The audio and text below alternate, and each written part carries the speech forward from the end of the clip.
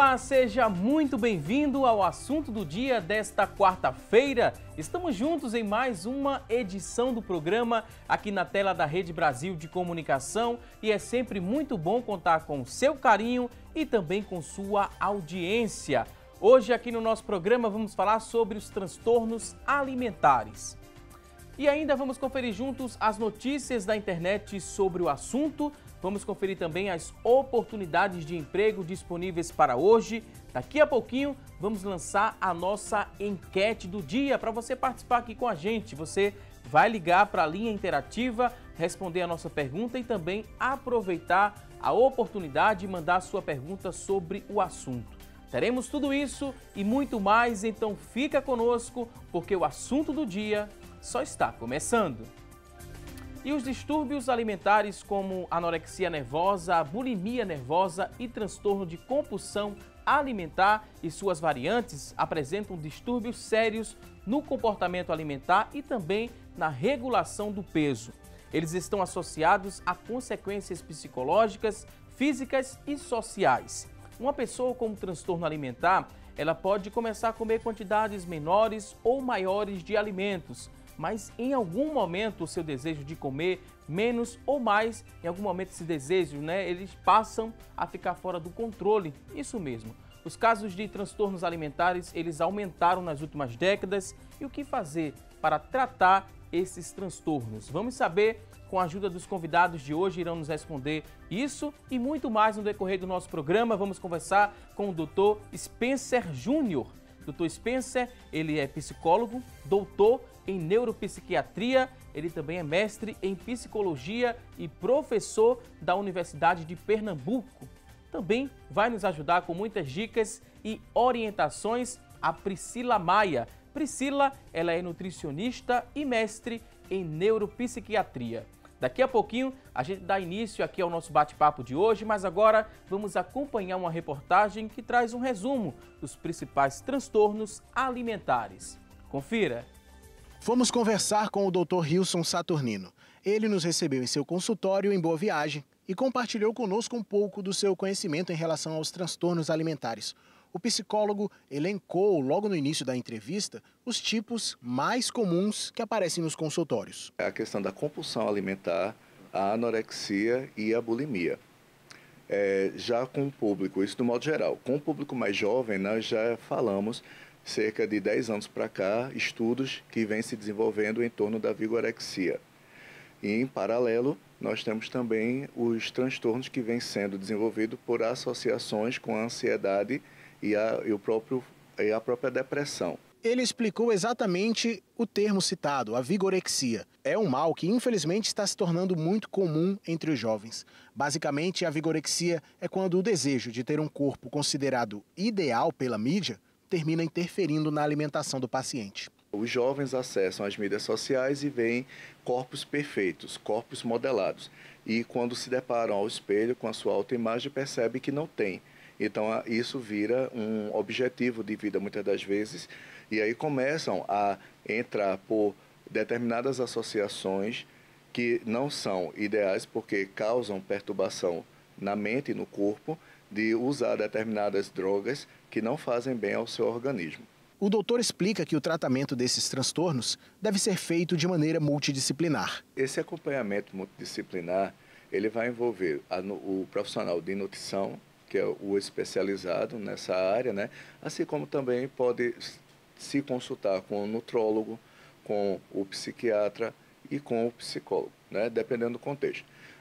Quando nós falamos da busca pelos profissionais, costumamos dizer que feliz daquele que consegue ter essa orientação ou essa autoconsciência de buscar um profissional para poder fazer um regime, buscar uma orientação. Porque, na maioria das vezes, com o advento da facilidade de informação, o que é que observamos? Ir em busca de determinadas dietas que, muitas das vezes, podem funcionar para um determinado organismo, mas para outro não se adapta. Em muitos casos, o apoio e suporte da neurociência são bastante necessários. O Dr. Marcos Dias sabe bem que é primordial uma análise sobre as interferências neurológicas que os transtornos podem causar. Foi verificado que o princípio dos distúrbios alimentares, dos processos, dos transtornos alimentares, poderá estar tendo início no cérebro. A ínsula, que é uma região do cérebro, uma região muito complexa, tá? Ela é responsável também por percepção de sabor, de tonalidades de alimentos. E para você ter uma ideia, na anorexia, essa ínsula ela tem uma percepção menor por alimentos. Uma consulta com profissionais da área pode garantir que uma pessoa deixe esse quadro de transtorno e volte a ter uma alimentação normal. Quando se vai a um profissional, tendo o tratamento, tendo o direcionamento adequado, sim, é possível fazer essa regulação e a pessoa ter o corpo que é ideal para a sua personalidade.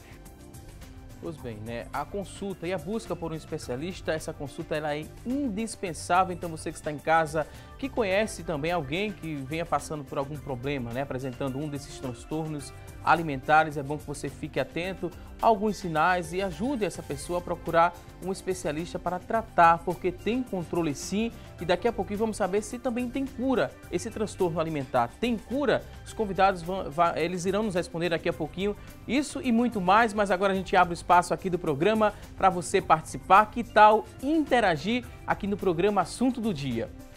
A partir de agora vamos lançar a nossa enquete. A enquete do dia vai ser lançada e você vai ligar para a gente para responder aqui, ó, a seguinte pergunta. Você que está em casa, você sabe o que fazer para ajudar pessoas com transtornos alimentares? Você sabe sim ou não? É uma pergunta muito objetiva. Se você sabe ajudar algumas pessoas que sofram, né, com esses transtornos, você vai ligar para a gente para responder que sim ou que não no 3424-1547, que é a nossa linha interativa, 3424-1547. Você liga, responde aqui nossa pergunta. Você também pode ligar para o 3424-1977. São duas linhas interativas disponíveis. A partir deste momento você liga, responde a pergunta, também deixa seu depoimento ou sua dúvida sobre o assunto que daqui a pouquinho vamos ler ao vivo. Se você tem acesso à internet, já pode entrar na nossa fanpage. O endereço é muito simples, facebook.com/assunto do dia. É o nosso espaço na internet para você interagir com a gente, mandar sua participação. Daqui a pouquinho a gente lê aqui no nosso programa e repassa a dúvida para os convidados que terão o maior prazer em responder a sua pergunta. Se você tem o WhatsApp em mãos, acredita que a comunicação vai ser mais rápida? Pode mandar também quantas dúvidas você tiver sobre o assunto no 99209-4819, 99209-4819. Participe aqui, daqui a pouquinho sua pergunta vai ser lida e respondida. E mais uma vez a gente lembra que os transtornos alimentares eles estão relacionados principalmente com aspectos socioculturais, biológicos, psicológicos e familiares. Também estão relacionados com os padrões de beleza impostos pela sociedade, como a magreza e aquele corpo perfeito. Em muitos casos, as primeiras manifestações dos transtornos ocorrem ali na infância ainda e na adolescência. E a maioria dos casos de transtornos alimentares são doenças que acometem principalmente adolescentes e mulheres jovens.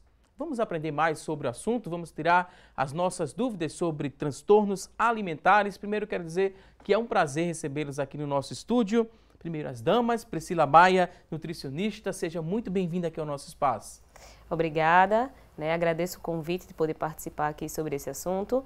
Me chamo Priscila Maia, sou nutricionista e mestre em neuropsiquiatria e ciências do comportamento, com ênfase na parte de transtornos alimentares e distúrbios de imagem, estou aqui para ajudar. Também queria dar boas-vindas ao Dr. Spencer Júnior, ele que é pós-doutor em Ciências da Saúde, psicólogo, doutor em Neuropsiquiatria. Seja muito bem-vindo mais uma vez aqui ao nosso programa. Muito obrigado, Valdo. Primeiramente, meu bom dia, Priscila, aos telespectadores.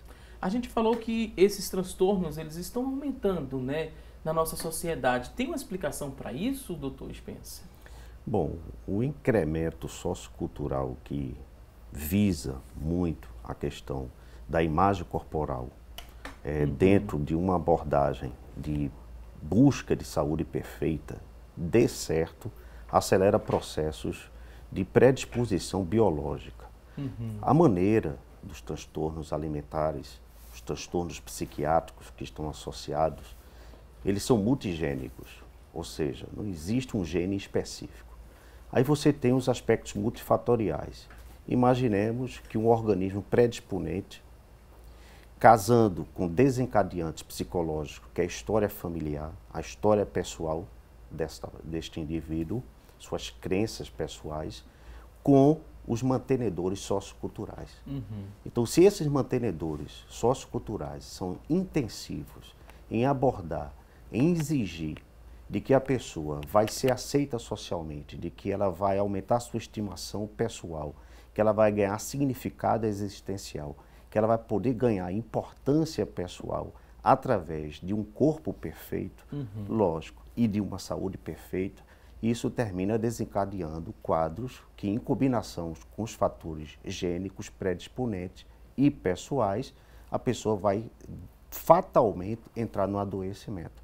Então, dentro desses aspectos multifatoriais, o que tem se observado nos últimos 10 anos, que houve uma incrementação desses mantenedores socioculturais, é a incidência que vem aumentando e muito, e isto agora também avassalando faixas etárias cada vez menores, com adolescentes e crianças, que estão entrando também nessa rota que tem uma relação, os mantenedores socioculturais, com a ideologia de consumo. Né? Esse marketing que se faz muito incisivo em termos de que a aquisição, por exemplo, uma patologia derivativa deste tipo de comportamento sociocultural por aderência alienante, que é o fato da ortorexia, ou a viroxia, o transtorno dismórfico muscular e o comportamento fixo na ideia de alimentação saudável, não tem como o jovem não possa entrar numa predisposição de adoecimento. Então, isso justifica, sim, a incidência, o crescimento populacional de pessoas predisponentes e já subdiagnosticadas e diagnosticadas com portadores de transtornos alimentares. A gente falou dessa busca, né, pelo corpo perfeito, mas para vocês da área de saúde, o que é que seria um corpo perfeito, um corpo saudável? É bem distante, né, do que as pessoas hoje acreditam que seria um corpo perfeito. Na verdade, o conceito de saúde, ele vai muito além de um corpo perfeito, né? O que a gente precisa estar avaliando dentro de um paciente, quando a gente recebe ele no consultório, é se ele consegue estar no estado normal de saúde com relação aos exames bioquímicos, as suas taxas metabólicas, isso é que é importante, né? A parte de aceitação vai entrar muito no lado da autoestima do paciente, né? Por isso que a gente fala que os transtornos alimentares, ele é de tratamento multidisciplinar. A gente não consegue um único profissional estar entrando em todos os âmbitos da saúde. Então, o que precisa ser avaliado é se a parte psicológica desse paciente, ele está normal, se a conduta alimentar, o comportamento e os hábitos alimentares dele têm tido conformidade, né? De acordo com a cultura dele, com as crenças. E toda a parte de saúde, que é avaliado pela parte médica, que devem estar nas taxas de normalidade. No entanto, atualmente a gente tem visto muita desconformidade com relação a esses comportamentos, devido à influência da mídia e da pressão sociocultural, né? Que as pessoas tendem a querer ser aceitas em grupos específicos e às vezes eles não estão atendendo a fatores genéticos e até socioculturais, socioeconômicos também. E isso aí tem desencadeado um grande distúrbio psicológico e que, consequentemente, vai atingir a imagem corporal dessa pessoa. É fácil, né, a pessoa perceber que a preocupação com o corpo ideal está passando dos limites para quem está passando por aquele processo. Tem como perceber ou são pessoas que estão ao redor que sinalizam, né, quando aparece ali o primeiro sinal? Essa é uma questão muito relevante. Por exemplo, quem é portador de anorexia já se sente empoderado pelo próprio fator que categoriza a sua patologia, ou seja, eu estou alcançando aquilo que eu quero, emagrecer. Então, para ela, a identificação psicológica de que ela tem esse fator patológico se torna muito mais difícil. Ela se empodera daquilo que realmente a adoece. Faz parte, é íncito, é inerente à constituição da personalidade ela querer emagrecer. Então fica mais difícil. Outras também, categorias patológicas de transtornos alimentares, têm essa dificuldade. Até porque a ansiedade de alcançar uma meta psicológica em que a pessoa vai ser valorizada por estes atributos físicos, dietéticos, de asepsia total de um corpo esteticamente aceitável pelos outros, se torna muito mais sedutor do que a própria saúde. Há um preço a se pagar na inversão de valores. Eu opto em ter uma estrutura estetizante mais bela a ter uma preocupação objetiva e crítica com a minha saúde. Um dado muito importante que eu acho que vale a pena adicionar é que há uma cobrança muito grande de que os portadores de transtornos alimentares, eles falham em questões de caráter, por exemplo. Não é uma questão de virtudes exercitáveis. Não há um alinhamento entre funcionamento mental e funcionamento moral necessariamente. Pessoas com este tipo de patologia, elas não estão sofrendo ou elas não estão com funcionamento mental inadequado porque elas não têm uma estrutura moral ou ética de comportamento que gere nela competência de vontade, uma vontade de autocontrole. Então, isso é muito interessante pensar que, além de algumas rejeitarem, negarem e ter dificuldade perceptiva da própria patologia, elas não conseguem. Não é uma questão de vontade, é uma questão da impossibilidade neuroquímica.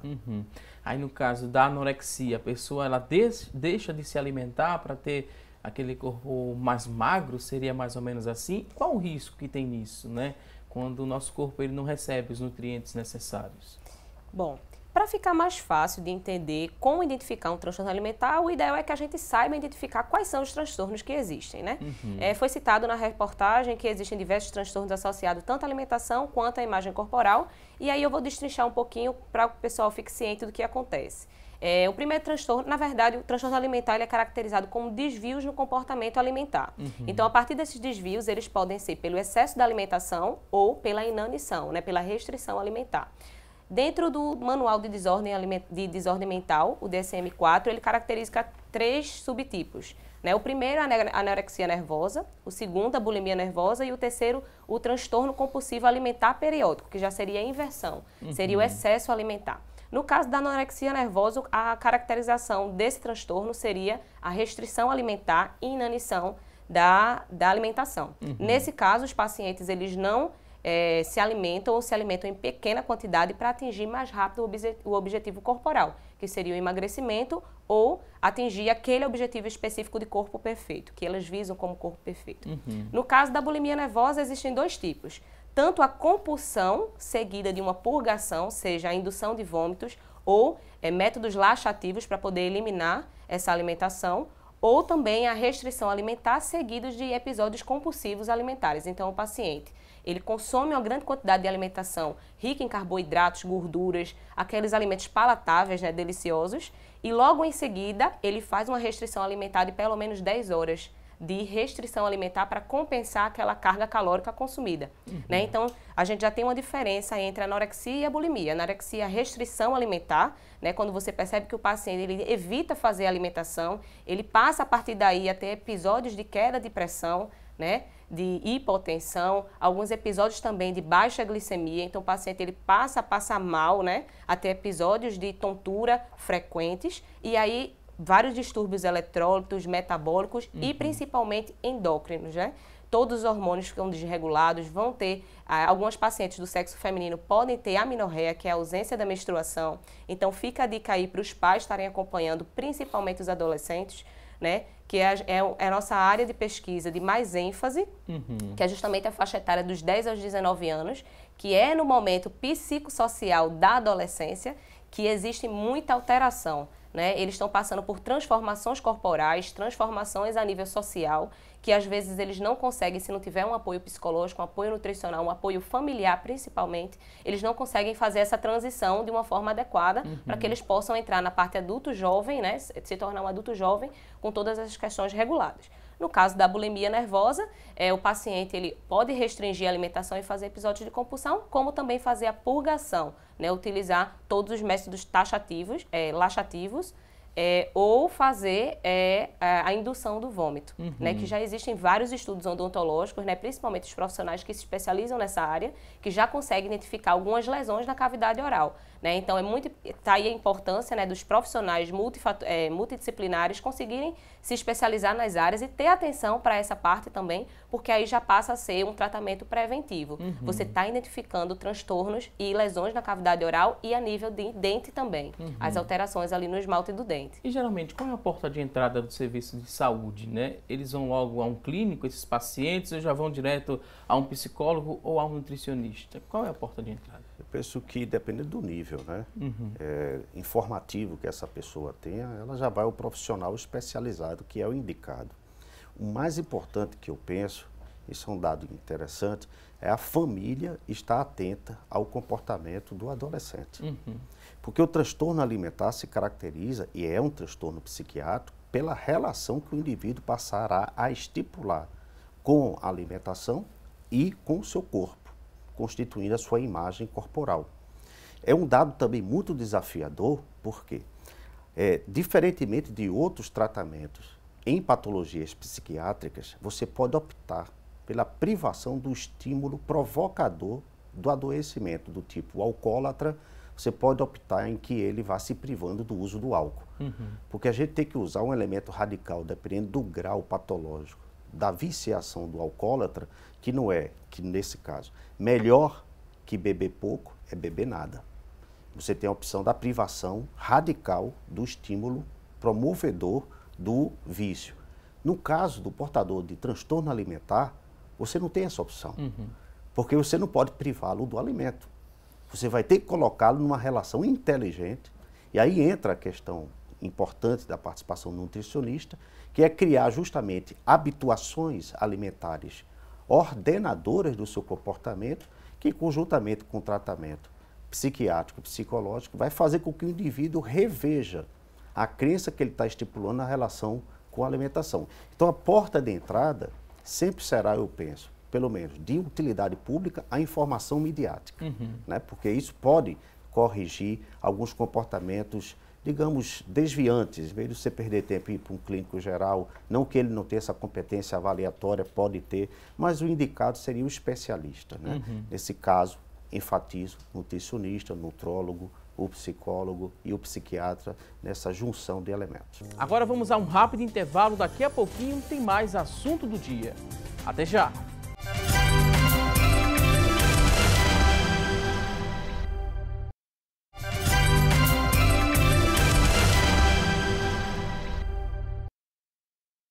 Hoje no programa estamos falando sobre os transtornos alimentares. Isso mesmo, e a partir de agora a gente vai saber o que é notícia na internet sobre o tema. E quem traz essas informações é a Tânia Silva. Olá, Tânia! Oi, Valdson, um ótimo dia para vocês que nos acompanham. A notícia de hoje é do site O Globo. Como reconhecer um adolescente com transtorno alimentar? Um estudo norte-americano mostrou que cerca de 3% dos adolescentes americanos com idades entre 13 e 18 anos sofrem de algum transtorno alimentar. Mesmo quando esse problema não é diagnosticado clinicamente, até 50% das meninas e 30% dos meninos possuem hábitos alimentares incorretos que podem trazer prejuízos físicos, além de interferir no rendimento escolar e afetar a pessoa psicologicamente e socialmente. O problema é que alguns pais pensam que essas mudanças no comportamento alimentar dos adolescentes são passageiras, mas nem sempre é assim. De acordo com especialistas, transtornos como bulimia ou anorexia não podem ser considerados normais. E os pais e familiares mais próximos devem estar atentos aos sinais, como mudança de peso significativo, prática de exercícios em excesso, longas e várias idas ao banheiro e restrição de alimentos. Agora a gente volta ao estúdio. Voltamos com você, Valdson. Ok, Tânia Silva, muito obrigado por essas informações, e algo que chamou muita atenção, né, dessa notícia da internet foi quando a Tânia falou que os pais eles acreditam que se trata de algo passageiro, que essa criança ou que esse adolescente está passando por uma fase de uma restrição alimentar, né, e tem um perigo muito grande nisso, né, de meio que adiar a busca por um diagnóstico de um desses transtornos. Aí, antes de falar, né, mais sobre esse ponto, transtorno e doença são coisas distintas, doutor? Bom, a gente pode distinguir que o transtorno você tem, né? No caso, não é algo constitucional propriamente dito, né? É algo que se instala, né? A doença, você também, ela está ali instalada temporariamente. Diríamos, há uma estruturação no transtorno e nesse caso na doença há uma situação vivida. Uhum. E qual o perigo de se pensar dessa forma, né? De que é algo passageiro, que é só uma fase ali da adolescência e mais à frente o meu filho vai recuperar e vai voltar a se alimentar de forma equilibrada e saudável?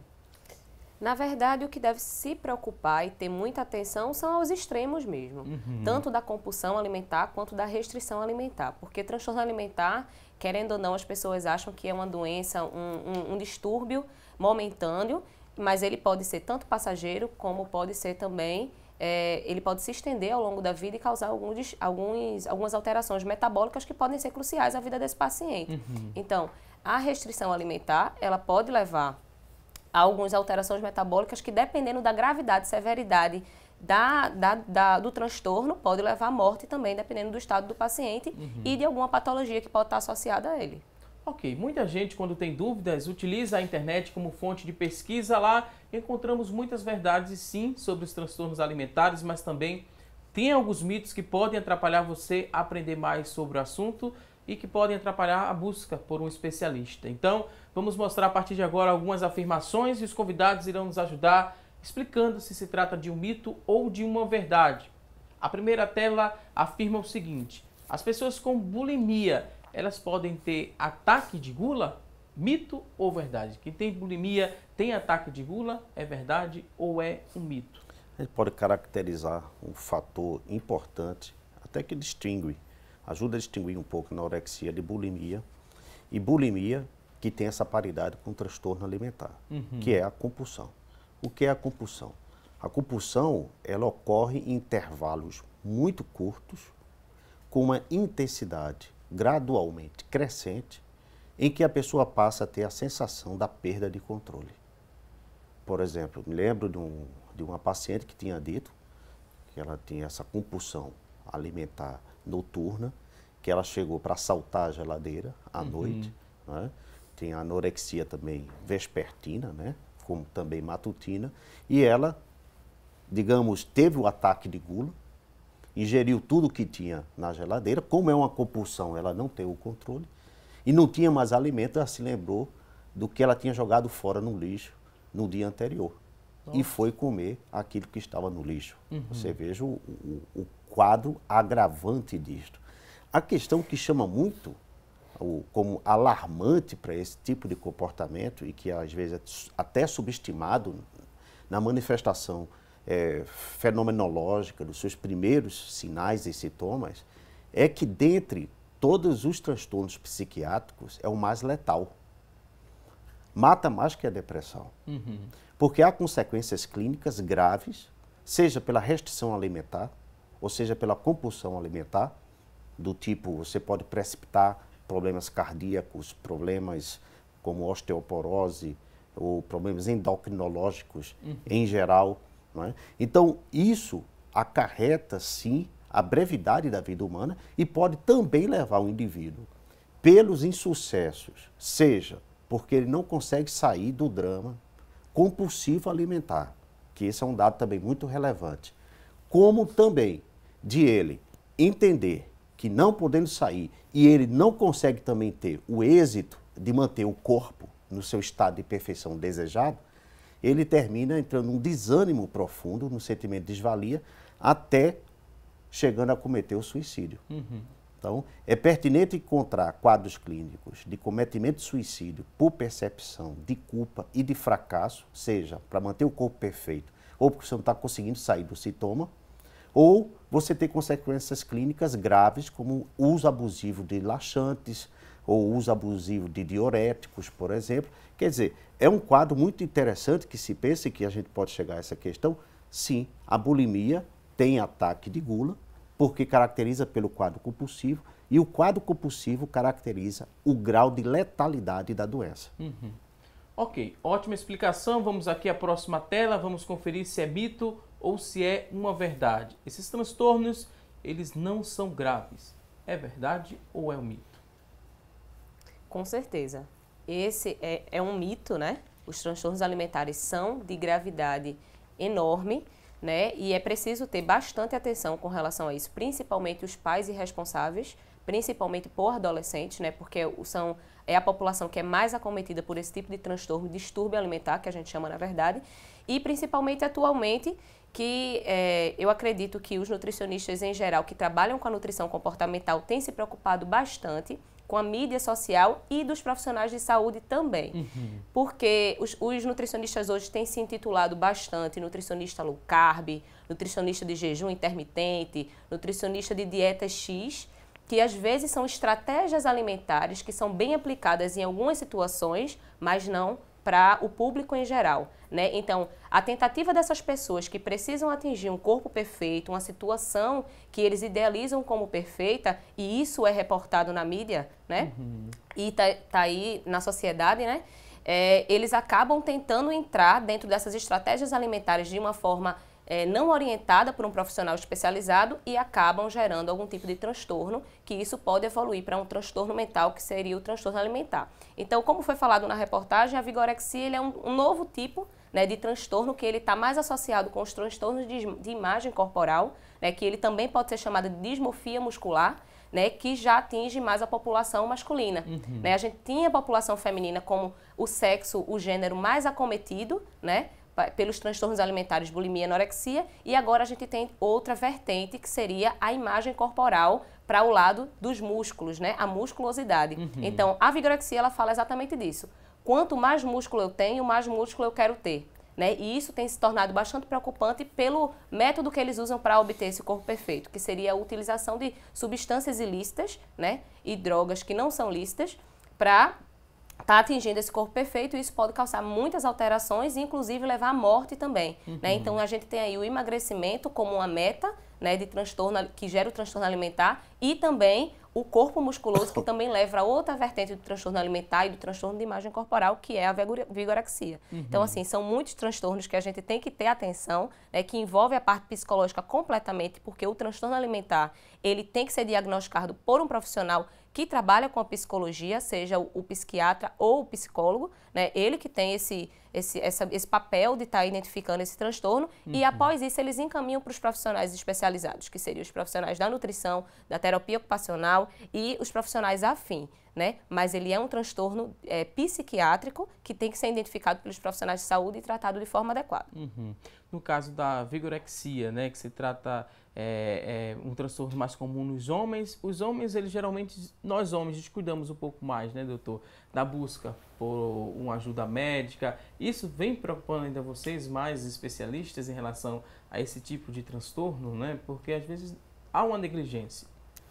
Assim, a viroxia, eu vejo isso do ponto de vista do meu consultório, tem me chamado a atenção, Priscila, também a crescente onda na população feminina. Né? A gente observa hoje concursos de mulheres, né, musculosas, e há uma substituição, digamos, de autoafirmação social, em que você não busca hoje o corpo saudável, você busca o corpo perfeito, que é diferente. E o corpo perfeito passa realmente pela supervalorização de todos os recursos biológicos que você detém, nesse caso os músculos, porque eles têm um caráter de impacto mais sedutor. Querer ser visto e reconhecido pelo outro é que gera essa autoafirmação. Então eu diria que sim, é alarmante, porque é típico do comportamento. Isso é mais regional, não é uma questão de universalidade do comportamento masculino. Em países mais desenvolvidos a gente já observa um comportamento diferente. Sim, os homens são menos preocupados com essa questão de recorrer aos médicos para entenderem alguns tipos de comportamento. O que eu queria acrescentar, se me permita, na questão dessas variáveis de transtornos alimentares, porque como a gente tem a preocupação de usar outras fontes de detecção da manifestação dos sintomas, porque a própria pessoa, na sua autopercepção, ela tem a dificuldade identificatória desses sintomas, pelo caráter de negação e de recusa ao próprio sintoma, senão vai desmanchar o protocolo dela, que é usar desse recurso para se autoafirmar. São transtornos hoje não tão expressivos, mas que vale a pena ser mencionados. Por exemplo, o chamado pica. Pica é um termo latino que faz menção a um pássaro do hemisfério norte europeu, que é o pega, que tem o hábito de comer tudo que vê na frente. Então é típico também de transtornos alimentares, de crianças começarem a comer alimentos que não são convencionais e não nutritivos, por exemplo, de você ingerir moeda, de você comer giz, de você comer cal, né? Coisas atípicas, mas que sinalizam sim, certo? Se houver a persistência dos sintomas, aí no mínimo por um mês, a categorização patológica. Um outro transtorno também que chama a atenção é o transtorno de ruminação, que é um fenômeno muito comum, inclusive porque é uma regurgitação espontânea ou involuntária, no caso de uma pessoa que se alimenta e o alimento volta. Quando você faz a diferenciação diagnóstica em ver que isso não tem um problema relativo com alguma coisa gastrointestinal, uma DRGE, que é um distúrbio do refluxo gastroesofágico, por exemplo, e isso persiste por um mês, também é um transtorno alimentar. Como foi bem colocado aqui pela Priscila, é um transtorno psiquiátrico. Como transtorno psiquiátrico, ele tem uma característica que chama muita atenção. Ele é comórbido. O que é comorbidade? As doenças podem migrar numa espécie de comunidade mórbida. Eu posso ter um transtorno de ruminação e evoluir para outro tipo de transtorno alimentar, porque vai se ramificando. E estudar quais são os elementos também subsidiários do transtorno alimentar, que é a ansiedade e muitas vezes também a depressão. Vou pedir licença mais uma vez aqui aos nossos convidados, vamos a um rápido intervalo. Você que está em casa, tem dúvidas sobre o assunto, pode mandar para a gente, o nosso WhatsApp é o 99209-4819, 99209-4819, mande aí sua pergunta. No próximo bloco vamos ler e responder a sua dúvida ao vivo. Vamos a uma rápida pausa e até já!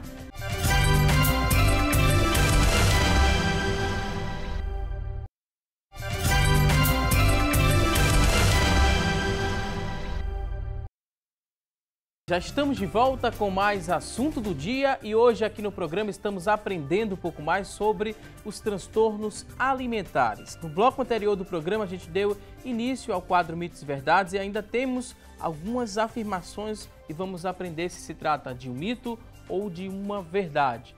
Essa tela agora mostra o seguinte: bulimia, anorexia e comer compulsivamente são os únicos transtornos alimentares? Verdade ou mito? Você explicou muitos outros já. Eu já mencionei vários, eu vou acrescentar. É um mito. É um mito, eu vou acrescentar só mais um para ratificar que é um mito, que é o transtorno aí, digamos, evitativo ou repulsivo.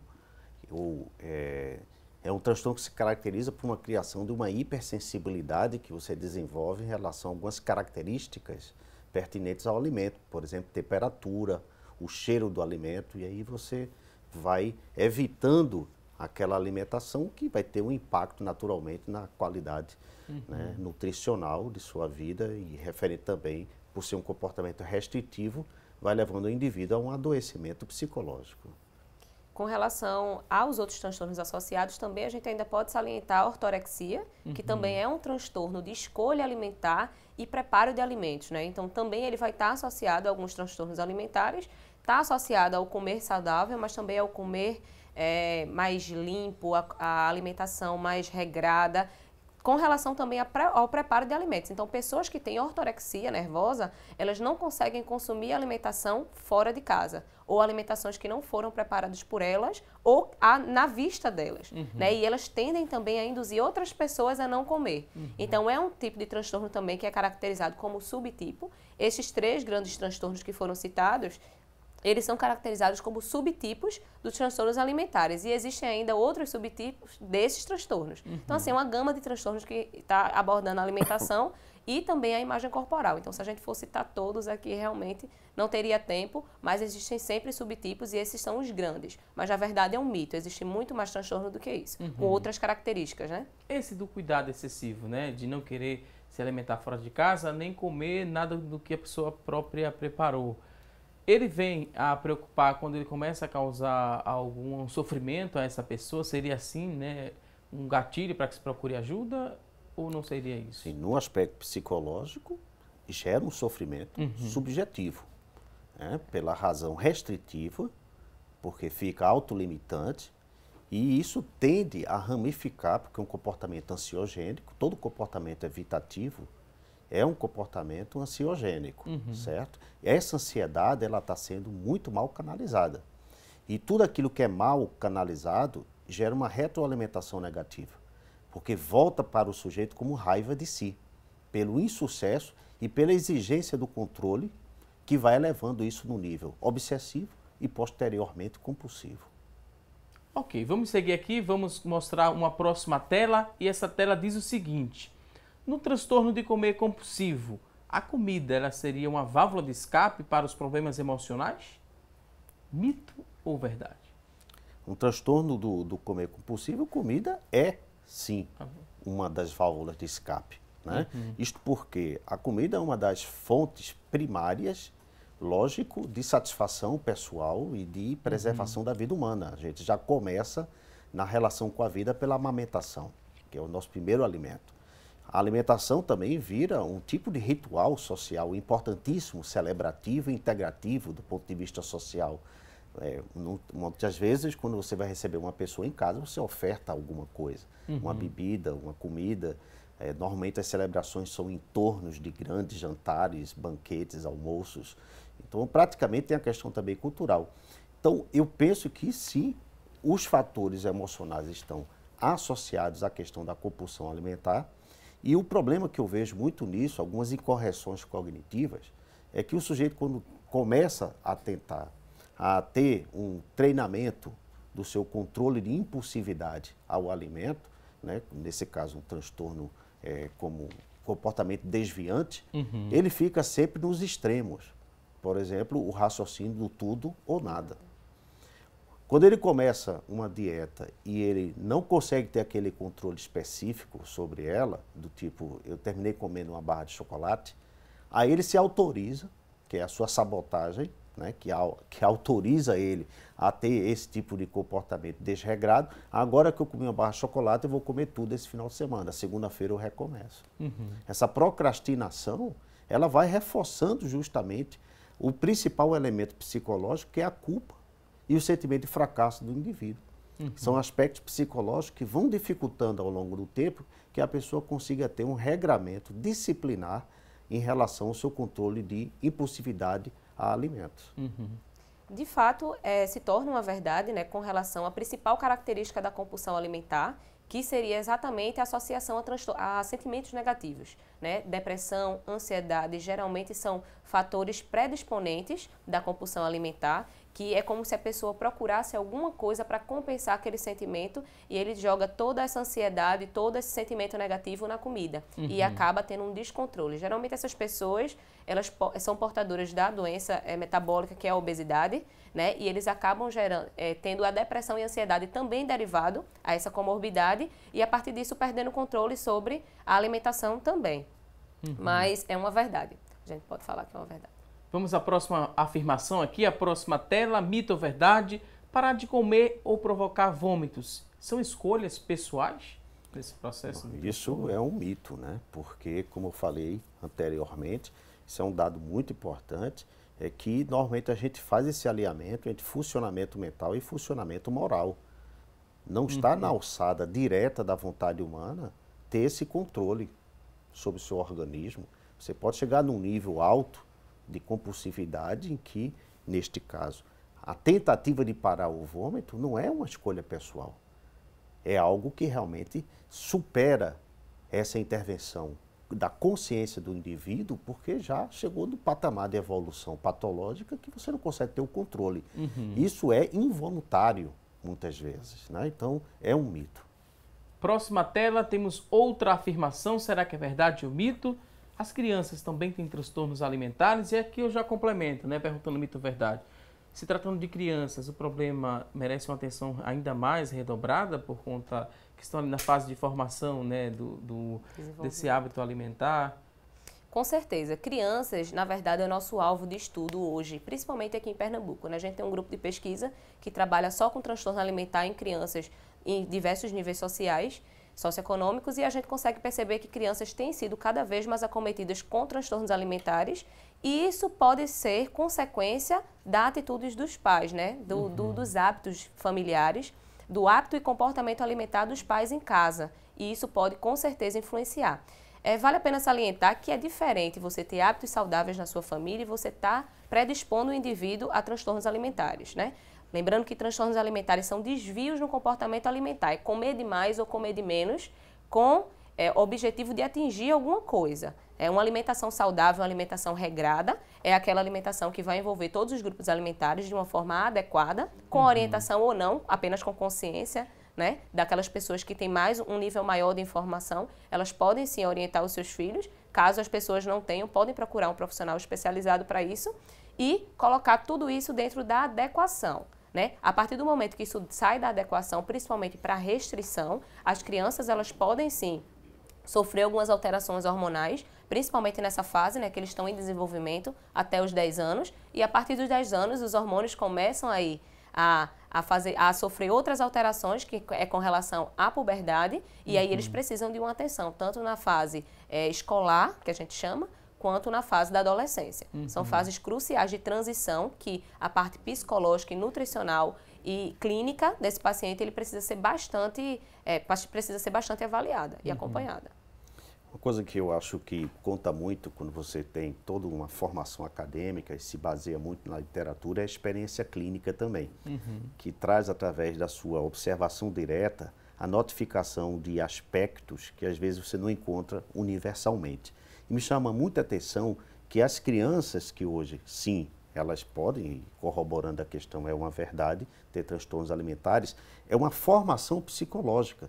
E eu digo isso porque eu me lembro de um caso de uma paciente que desenvolveu um quadro de anorexia e numa prospecção cognitiva, né, quando a gente tenta estabelecer qual é a arquitetura do pensamento dessa pessoa, o que é que está por trás de tudo isso, para que ela estabeleça uma relação com a alimentação de forma desviante, foi percebido que ela, quando estava em fase de crescimento, como ela tinha um ímpeto, um impulso músculo-esquelético maior do que o seu padrão de faixa etária, ou seja, era uma moça que tinha um desenvolvimento mais rápido e era uma pessoa de porte, digamos, maior do que as crianças da sua faixa etária, a mãe começou a alegar que ela estava tendo esse crescimento desproporcional a mais porque ela comia muito. Então veja que coisa interessante, quando você detecta a associação que comer muito faz mal porque me faz crescer acima do padrão médio das crianças, isso me faz sofrer bullying, isso me faz me expor a uma situação de ridicularização social, a pessoa pode ali, sim, desenvolver um quadro de transtorno alimentar por um aspecto associativo, digamos, negativo entre o comportamento da alimentação com a percepção que ela tem em relação ao alimento. Faltando no alimento, a Priscila falou da importância de se buscar uma alimentação saudável, né? E nem sempre essa alimentação saudável, ela custa mais. Às vezes é questão de prioridade, de como você dá importância à alimentação, à sua alimentação, né, Priscila? Com certeza. As pessoas confundem muito a questão de fazer dieta é caro, se alimentar saudável é muito caro porque os alimentos integrais eles custam mais caro. Isso é um mito, né? Completamente um mito. Os legumes, as frutas, os alimentos integrais, eles têm um preço totalmente acessível à população. O que a gente costuma ver, principalmente em consultório, são as escolhas alimentares. As pessoas acabam, por não ter uma educação nutricional e hábitos alimentares saudáveis, não se sentindo saciadas com aquela quantidade de alimento que é recomendada. Mas tudo é questão de hábito. Quando você se habitua a estar comendo aquele tipo de alimentação integral, com frutas, com verduras, alimentação mais natural, você começa a se habituar também a comer em intervalos mais repetidos, em menor curto espaço de tempo, e começa a se sentir saciado. Mas tudo é questão de comportamento e hábito alimentar. Quando você não tem o hábito de se sentir saciado com alimentos daquele grupo, daquele padrão, você realmente tende a buscar outros alimentos que têm excesso de caloria, excesso de carboidratos e que teoricamente podem custar mais baratos, aquele nível ali, mas que eles não contêm os nutrientes necessários para a recomendação diária, né? Ok, vamos conferir agora a próxima afirmação. Temos outra tela para a gente saber se é mito ou verdade. Os transtornos alimentares não matam. Isso aqui é mito. É um mito, né? Conforme eu já tinha dito, dentre os transtornos psiquiátricos é o mais letal, né? E isso é preocupante, porque até pode impactar muitas pessoas sobre essa informação. Normalmente se atribui muito à depressão ou outras patologias psiquiátricas como transtorno bipolar, mas não, é o transtorno alimentar. E, como eu falei, muitos estudos hoje apontam, na direção da relação que existe entre comportamentos de transtornos alimentares e tentativa e cometimento de suicídio. Próxima afirmação, mito ou verdade? Fazer dieta é um comportamento normal da adolescência? Mito ou verdade, Priscila? Sim, é uma verdade. É um comportamento que a gente pode chamar de, não de normal, né? Mas é habitual na adolescência, porque todo adolescente passando naquela fase de transição, ele pode passar por essa fase de querer ajustar a alimentação, porque os colegas, o grupo que ele está inserido, ele faz, mas o que não pode acontecer é essa dieta ela ser uma dieta restritiva. Né? Ele pode organizar o padrão alimentar dele junto à família, né? Porque a gente fala da divisão de hábitos alimentares, que é justamente a parte cultural. O que eu gosto de comer, por exemplo, aqui em Recife, aqui em Pernambuco, a nossa dieta é muito mediterrânea, né? Muito de cuscuz, das raízes, do arroz com feijão, né? Tudo no seu horário. Já em outro lugar, em outra região, pode ser o macarrão, pode ser as carnes em excesso. Então, vai depender também da região que esse indivíduo vive. No caso daqui de Pernambuco, a gente tem essa alimentação mais mediterrânea e essa alimentação ela pode ser regrada de acordo com a fase de transição desse adolescente. No entanto, isso não pode vir a ser associado com comportamentos de restrição ou excesso. Lembrando que a compulsão alimentar, se o indivíduo ele tem em algum momento ato triste, ato na fase de TPM, né, que as mulheres costumam passar, eu preciso comer um chocolate, eu preciso ter um episódio de compulsão para estar me deixando mais calmo. Esse episódio único, dentro de um mês, dentro de 2 meses, não caracteriza uma compulsão alimentar. Né? A compulsão alimentar ela precisa acontecer pelo menos uma vez, durante 3 meses, uma vez na semana, durante 3 meses consecutivos sem parar, para a gente poder diagnosticar um tipo de transtorno de compulsão.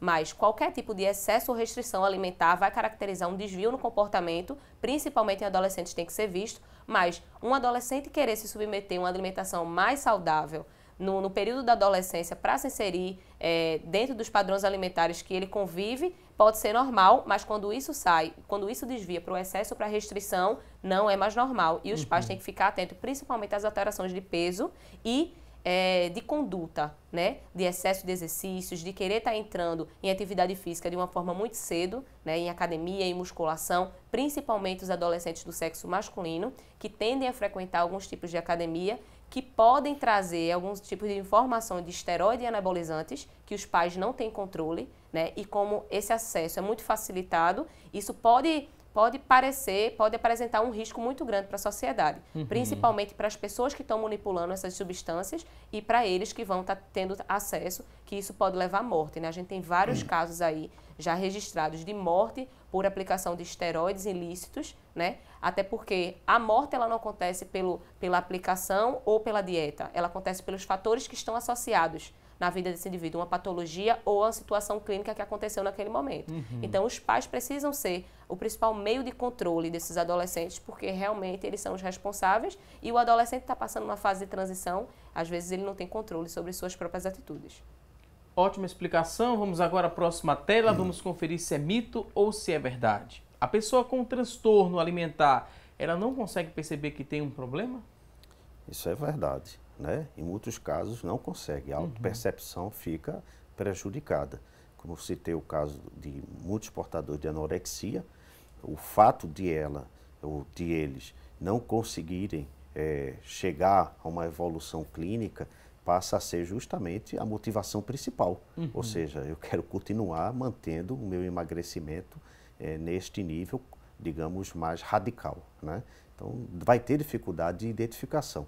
Por isso a importância da sensibilização da família como sendo observadores indiretos deste comportamento.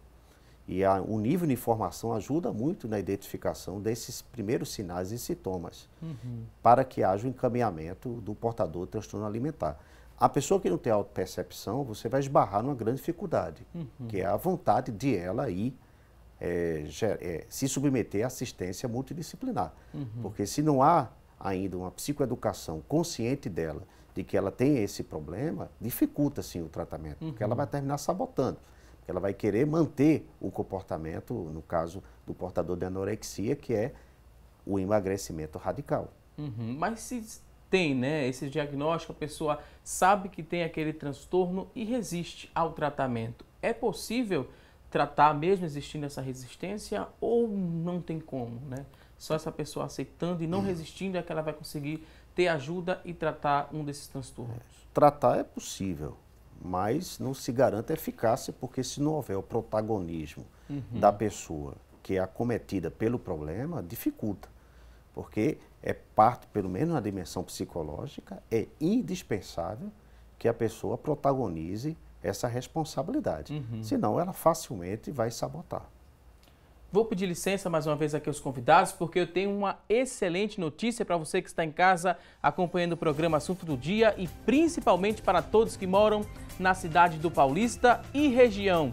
É que a Lady Eva Moda Evangélica chegou no município do Paulista e está com muitas novidades. Você precisa conhecer a 4ª loja Lady Eva em Pernambuco. Ela fica na rua Braz Marques de Pinho Seabra, número 702, é a antiga Rua das Mangueiras, fica ali bem no centro da cidade do Paulista. Na Lady Eva você encontra a maior variedade de roupas para a mulher que gosta de se vestir bem. Tem também lindos ternos em mais de 30 cores para você variar o seu guarda-roupa. Então, venha agora mesmo conhecer o melhor atendimento do Brasil. As roupas da Lady Eva elas são voltadas para você que tem bom gosto. A Lady Eva sabe muito bem como você se veste. Lady Eva Moda Evangélica agora em Paulista. E se você quer ter outras informações, pode ligar agora mesmo para o 3371-4948, 3371-4948. Lady Eva Moda Evangélica, e com esse recado vamos a um rápido intervalo e até já!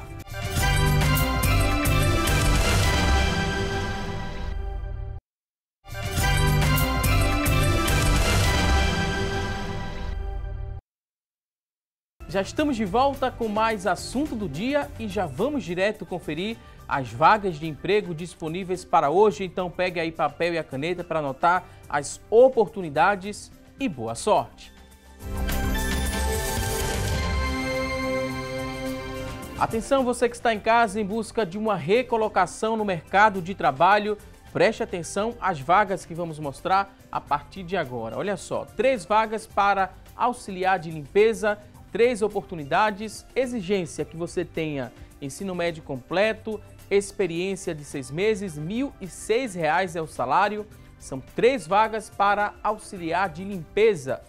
Vamos conferir juntos mais vagas de emprego disponíveis? Olha só, agora tem uma vaga para contador, exigência de ensino superior completo, experiência de 6 meses, R$ 2.000 é o salário. Uma vaga para contador.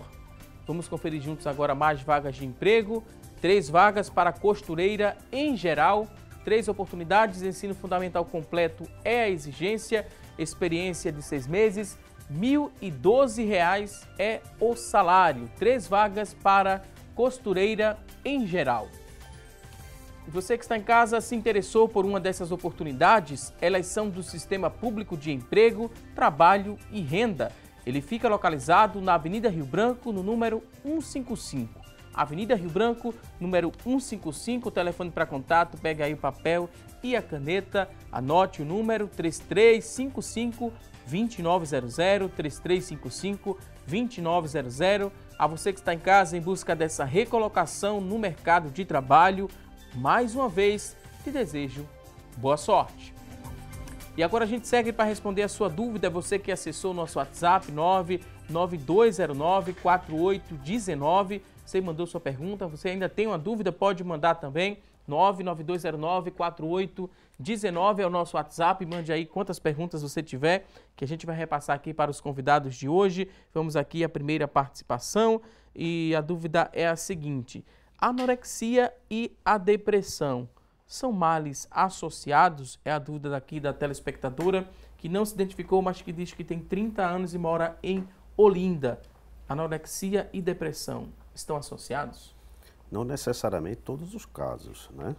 Mas se pode, sim, identificar essa associação, considerando que normalmente o comportamento de transtorno alimentar ele está associado a um déficit emocional.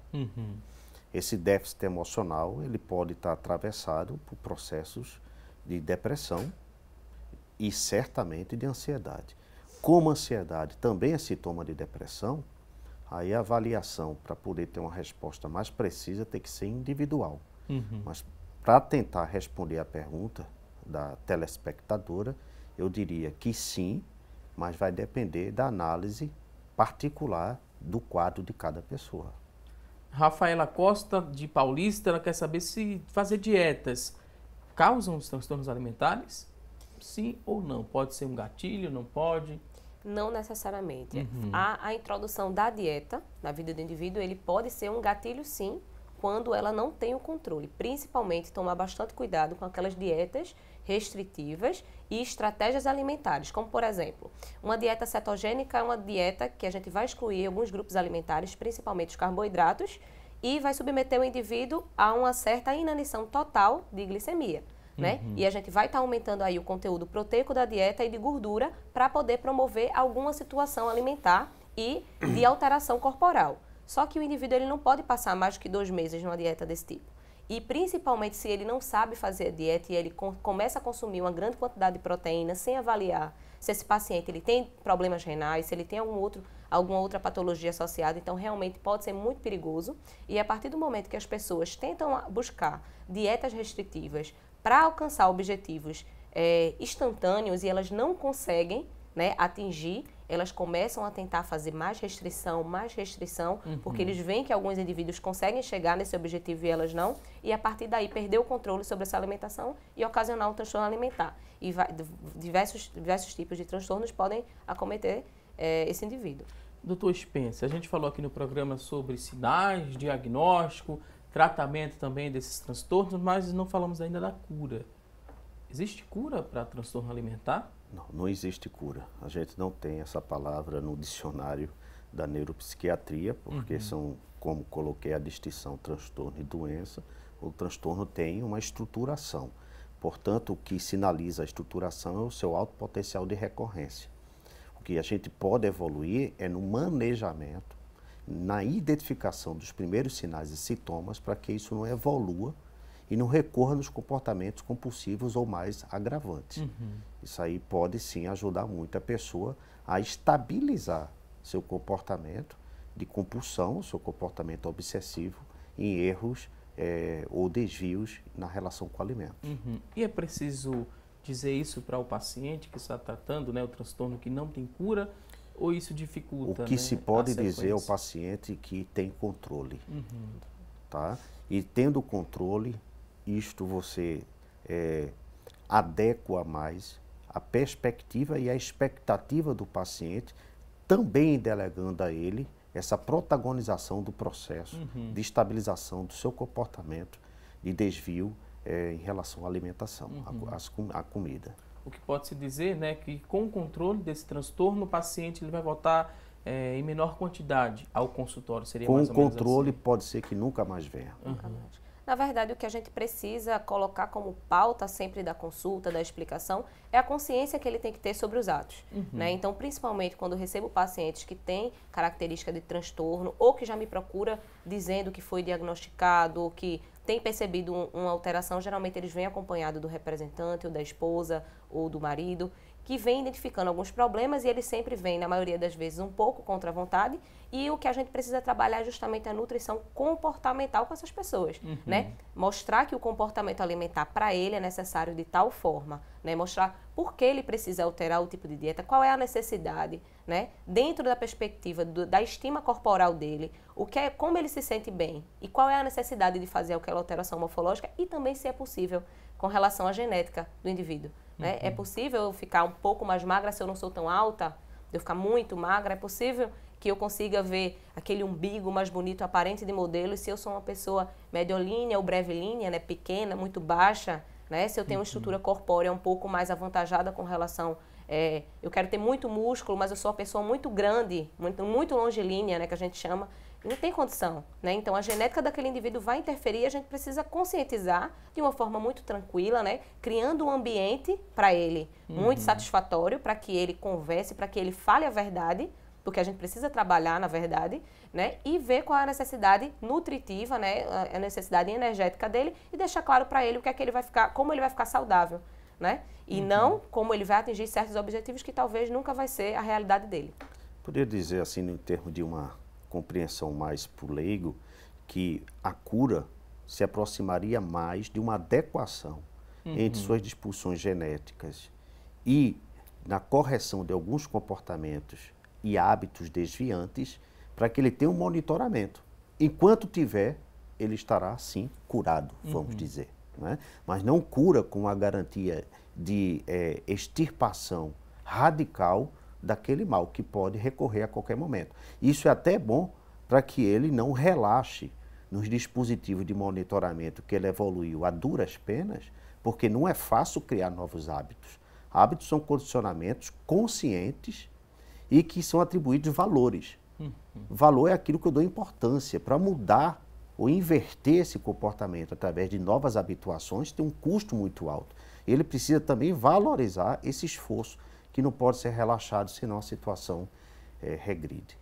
Por isso que vale muito a pena, né, repensar os hábitos alimentares ainda na infância, né, Priscila? Com certeza, principalmente a alimentação dos pais e a conduta dos pais, né?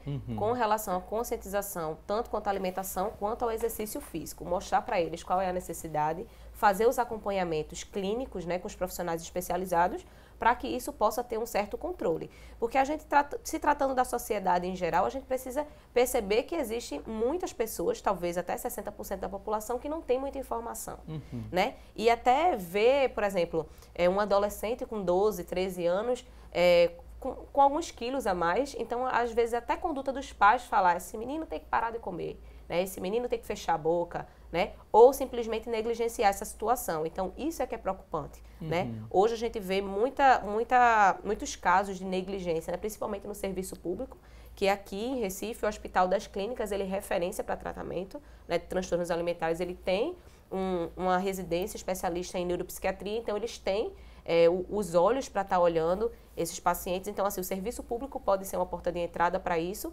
mas aí é na grande complexidade, né? Então, as políticas públicas precisam mesmo trabalhar na ponta, né? Principalmente ali nas policlínicas, nas UPAs, nas unidades de saúde, que é onde tem a porta de entrada da população, com palestras preventivas, né, conscientização dos pais e das famílias ali que são atendidas pelas unidades, que precisa realmente que as pessoas abram o olho. Eu acho que quando a gente fala em porta, né, ou portal, digamos assim, sempre a família é o fator de prevenção mais eficaz, salvo situações muito específicas. Porque é comum na criança repetir ou reproduzir comportamentos dos seus pais, porque são as primeiras referências, né? A observação determina para ele como ele deve ser. E isso vem, logicamente, chancelado pelo comportamento de suas maiores referências. Então, quando os pais são alertados, conscientizados, o próprio ambiente familiar, como prevenção e promoção dessa saúde mental, eu diria, o mais seguro, prático e de mais fácil acesso, que é a instituição familiar. E quando a gente fala, né, da necessidade de se tratar com a equipe multiprofissional, né, vários profissionais envolvidos nesse processo, fica mais difícil quem depende do Sistema Único de Saúde ou tem como tratar com a equipe multiprofissional no Sistema Único de Saúde? Quem tem um pouco mais de recurso, fica mais fácil ter acesso a vários profissionais, mas quem não tem, só procurando o Hospital das Clínicas, será que não vai ficar sobrecarregado? Como é que a gente explica isso para quem está em casa? Com relação ao atendimento de ponta, né, que justamente são as unidades de saúde, existe o NASF, que é o Núcleo de Apoio à Saúde da Família, dentro do serviço público, dentro dos bairros, né? E os agentes de saúde fazem essa monitoração, essa explicação de como eles podem ter acesso. Existe um grupo multidisciplinar, que justamente é o Núcleo de Apoio à Saúde da Família, e dentro disso existem vários profissionais, inclusive o da nutrição, né, que vai estar lá orientando os pacientes e levando alguns casos para tratamento dentro da unidade de saúde. Agora, claro, isso precisa ser comunicado, precisa ser externado para o agente de saúde para que isso possa acontecer. Mas como o Dr. Spencer falou, a porta de entrada mesmo para o tratamento tem que ser a família, porque eles estão acompanhando o comportamento. Um ponto muito importante que saiu recentemente agora a portaria, a nutrição agora ela foi incluída nas escolas, né, como obrigatoriedade. Então, a educação nutricional agora virou uma disciplina, né, virou um ponto escolar a ser abordado dentro do conteúdo escolar, principalmente no ensino fundamental. Então, eu creio que isso vai trabalhar muito mais a questão da alimentação dentro da escola, que agora vai virar um assunto, né, vai virar mais uma atividade para eles, e não só a hora de comer, né? Vai ter uma professora especializada para trabalhar tanto essa parte de transtorno alimentar, a parte da psicologia da alimentação, quanto os hábitos alimentares, e aí, consequentemente, vai ser uma inversão de valores, né? Eles podem levar para a família que talvez não tenha tido acesso a esse tipo de informação antes. Tendo acesso ao profissional, começa a fazer ali o tratamento. A partir de que momento essa pessoa vai perceber que algo está mudando, né? Os resultados vêm a partir de que momento? Precisa de muito? Vai depender muito da pessoa, né? O grau de comprometimento, até mesmo a gravidade, né? Em que nível se encontra o seu comportamento obsessivo, compulsivo. Mas eu diria que no final sempre é o nível de resiliência, de comprometimento, da arquitetura cognitiva de cada pessoa, que vai determinar a rapidez, a brevidade da eficácia do tratamento. E cada fase, né, cada etapa vencida é muito bem destacada e comemorada por vocês profissionais com esses pacientes, que é importante que eles esse estratagema psicoterápico que você faça o reforço para desenvolver o sentimento de autoeficácia, né? Tanto que uma das técnicas mais utilizadas para o acompanhamento psicológico do comportamento do transtorno alimentar é justamente você fazer essa parte comemorativa, celebrativa, que é o reconhecimento dos resultados.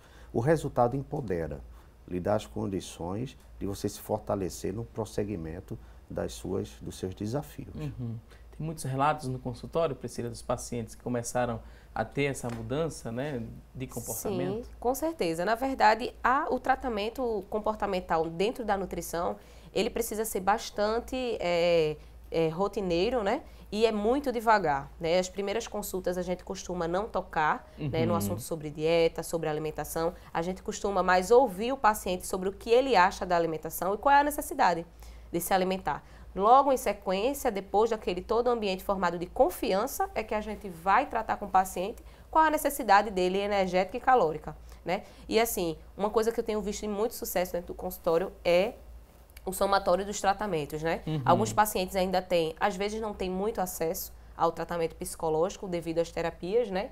Não terem acesso também no serviço público, com grande facilidade e frequência, porque às vezes é uma consulta, duas, e realmente as terapias elas precisam ser sequenciais.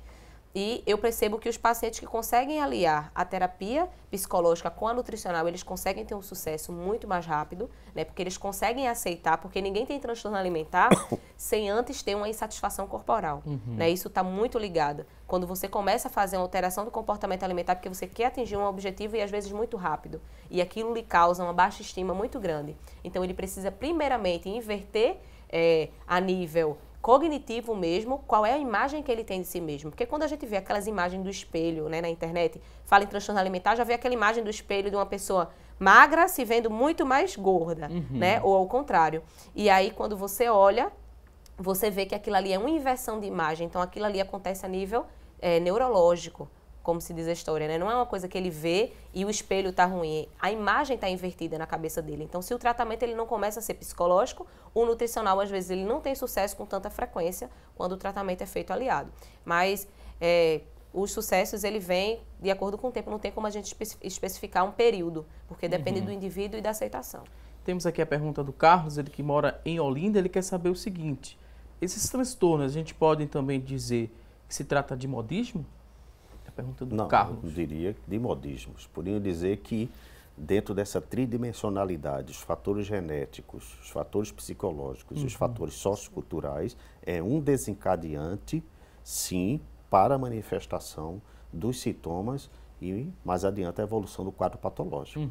Mas podemos categorizar o modismo como isso, uma variável psicossocial.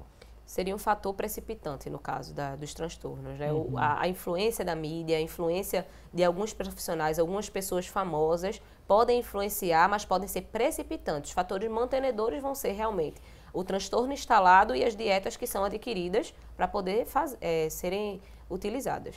E a gente reforça, né, nesse último bloco do programa, que se você quer ter alguma orientação e acesso a alguma informação sobre nutrição, sobre hábitos alimentares, procure um profissional qualificado, um profissional formado, para que você obtenha esse tipo de informação. Porque às vezes na internet também tem digitais influencers, né, que querem repassar algumas informações sobre o assunto e não são pessoas indicadas para isso. Não tem informação para isso.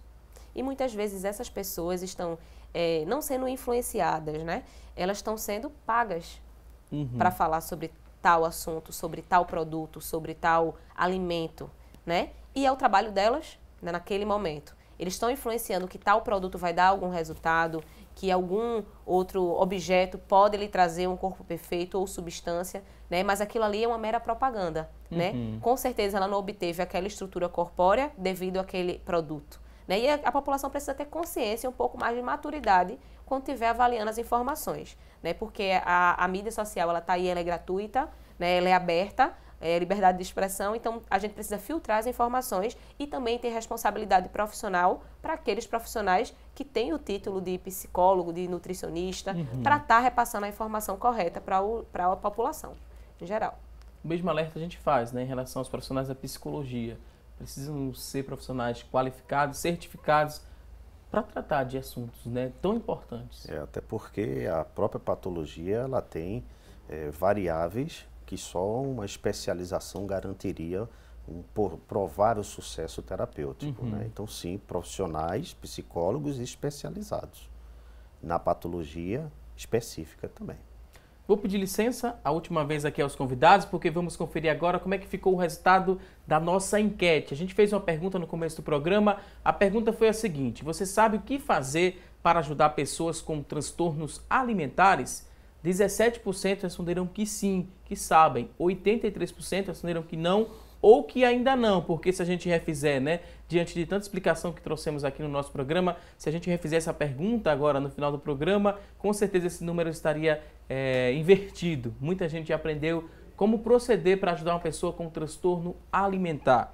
Estamos agora na reta final do programa, o espaço está aberto para as considerações finais. Queria agradecer bastante ao Dr. Spencer Júnior, ele que é psicólogo, doutor em neuropsiquiatria, mestre em psicologia, professor da Universidade de Pernambuco e pós-doutor em ciências da saúde. Dr. Spencer, muito obrigado. Considerações finais, fica à vontade. O agradecimento é meu, espero que nós tenhamos prestado bons serviços aí à comunidade, até pelos resultados aí que foram trazidos, né?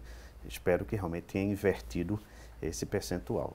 Mais uma vez, muito obrigado. Também queria agradecer a Priscila Maia, ela que é nutricionista e mestre em neuropsiquiatria. Priscila, muito obrigado. Considerações finais, fique à vontade.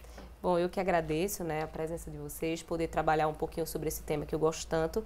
E aí fica à disposição aí também até nas redes sociais para quem ficou com essa dúvida e ainda até no final do programa não conseguiu ainda identificar algumas outras características do transtorno, para ir falar com a gente e tirar suas dúvidas com relação a como ajudar as pessoas e como identificar até o comportamento de seus próprios familiares. Mais uma vez, muito obrigado. Volte mais vezes aqui ao nosso programa. A você que está em casa, obrigado pelo seu carinho e também por sua audiência. E não se esqueça que teremos um novo encontro amanhã, ao vivo, a partir das 9h30 da manhã, aqui na tela da Rede Brasil de Comunicação. Um ótimo dia, um forte abraço e até amanhã, se Deus quiser. Até lá!